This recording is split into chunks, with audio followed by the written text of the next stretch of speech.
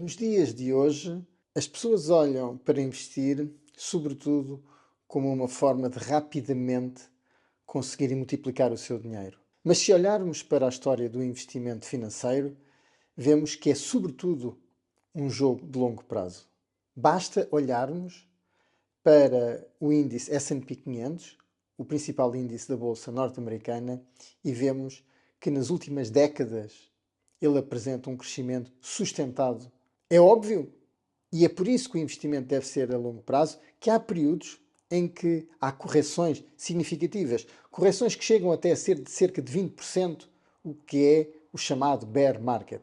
Quando nós estamos numa situação dessas, a vertente psicológica é muito forte e há muitas pessoas que não resistem vendendo os seus ativos em preços mínimos, assistindo nos próximos anos a recuperações significativas.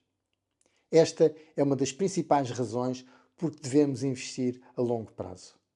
Mas este pensamento é um pensamento que não devemos aplicar só às ações. Vejamos, por exemplo, um ativo com muita atenção no presente momento, as criptomoedas.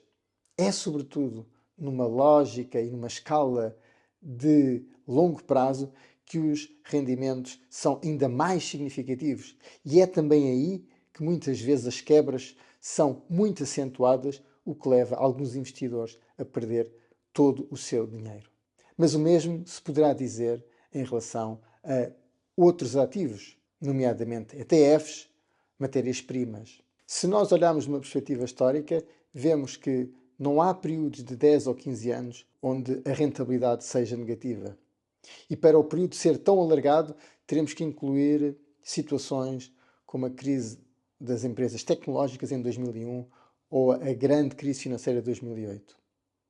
Por isso podemos mesmo dizer que, se olharmos no horizonte de 20 anos, é praticamente nula a probabilidade de perdermos dinheiro. É por isso que nós devemos investir a longo prazo.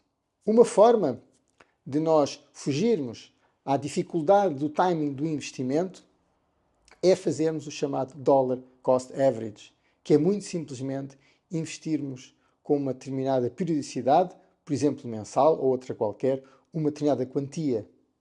Dessa forma, estamos a fugir àquelas oscilações, sejam elas mais pequenas ou maiores, e estamos a acrescentar dinheiro ao nosso investimento e, sobretudo, numa visão de longo prazo, estamos a aumentar essa composição ao longo do tempo. E para isso é absolutamente necessário que haja um fundo de emergência. Porque a vida vai colocar-nos situações em que nós temos que recorrer a esse dinheiro para fazer face a determinados problemas que surgem. A existência de um fundo de emergência, que deve corresponder, por exemplo, a 6 vezes o nosso salário, vai permitir fazer face a essas eventualidades. E vai permitir também que não tenhamos a tentação de liquidar o nosso investimento, o que até pode acontecer em períodos em que ele esteja com um valor mais baixo e, portanto, não haja apreciação desse investimento. E é por isso que a existência de um fundo de emergência é absolutamente necessária para uma estratégia de investimento a longo prazo. Temos que perceber que quando existe uma determinada probabilidade ou possibilidade mais de um ganho significativo, existe na mesma proporção uma possibilidade de uma perca nessa mesma dimensão. E é por isso que estas flutuações de curto prazo são muito mais aproximadas de um jogo de casino do que o investimento no longo prazo, que, como vimos, em períodos mais longos, acaba por apresentar um risco cada vez menor.